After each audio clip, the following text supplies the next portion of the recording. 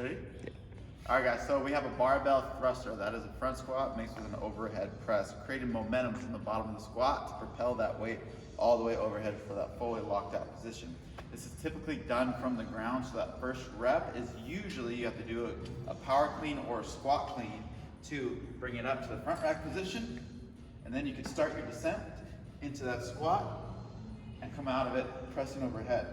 Now the big ticket here to get reps is as that barbell comes back down towards your body, your elbows are going forward, bring your chin back for a straight line of path towards that front rack position as you're going right down into that next squat to, again, reverse that motion all the way up. So with your front rack grip, you want your elbows slightly in front of the barbell, not behind it, because that's not a very advantageous position on your body. You want a nice resting position.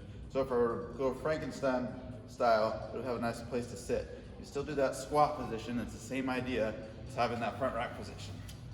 In your squat, I just want you to push your butt back just a little bit to keep that barbell over your midfoot.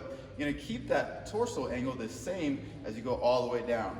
And as I'm going down, I'm constantly trying to spread the floor apart to create that tension in my hips, and it'll also help me drive out of the hole to jump that sucker all the way overhead. You want your arms in line with your spine at the top position. One, because it's easier to take a breath, rather than being out here, still a little bit more in tension, or overextended, it's kind of hard to take a breath here. This is your resting position. Bring it right back down to the next squat to propel it up. In your front rack position, it is kind of hard sometimes to have your thumb wrapped around the barbell, so whatever's most comfortable for you or your client.